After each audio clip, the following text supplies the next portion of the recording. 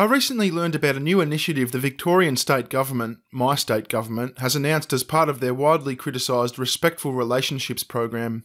Overseen by far left-leaning gender ideologues, this new initiative targets preschoolers. Sexist preschoolers. Sexist preschoolers. My mate Sargon of Akkad did a great job of explaining it in a recent video, so I'm going to hand you over to him for now.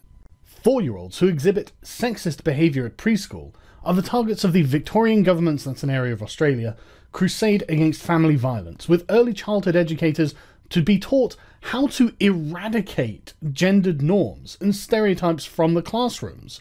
Is there anyone who's comfortable with them doing this? Who's comfortable with a bunch of ideologues going on a utopian crusade to eradicate gendered norms and stereotypes from classrooms, as if such a thing is even possible? This is a recipe to make these classrooms tyrannical and oppressive. Is that the kind of environment you think that children should be raised in? The Victorian Education and Training Department will train 4,000 early childhood educators during the next year to implement respectful relationships programs in preschools.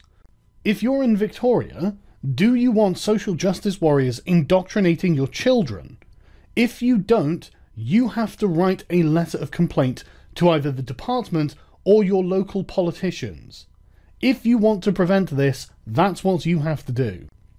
It is seeking a supplier to develop and deliver a course that will increase educators' knowledge of the role of gender equality in preventing family violence.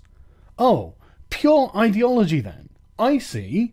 Well, I mean, if that's what you want taught to your preschool children, don't do anything. Just let it happen, because it's going to if you don't.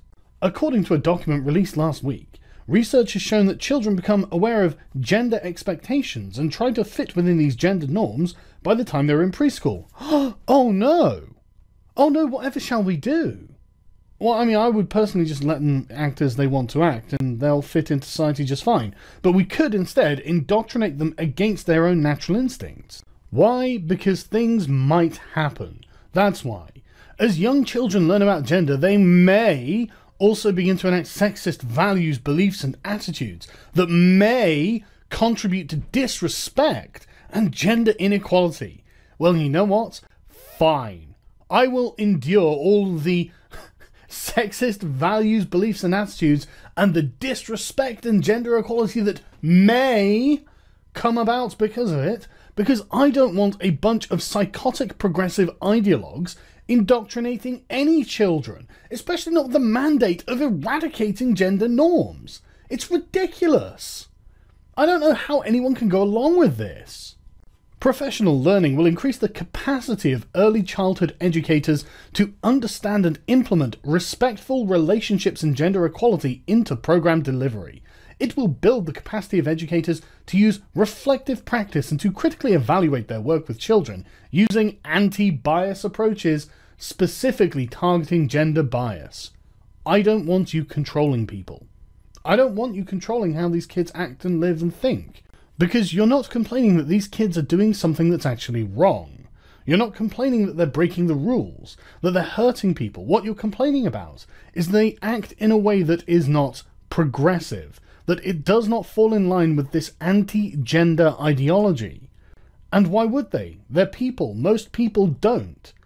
You have to be indoctrinated in a specific way for you to hold these beliefs, because otherwise you will notice that your natural inclinations inform your behaviour anyway, and that gender stereotypes and gender norms are a product of that. And I'm sure it will come as no surprise to learn that this new program will cost taxpayers $3.4 million.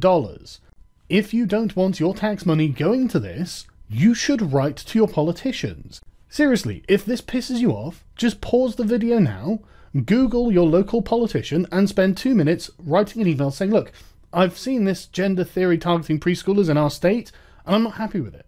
I want this to be repealed. I don't want my tax money going on it. I think this is entirely ideological. And then send it and then come back to the video. I'll still be here when you're done. But this is something you should do.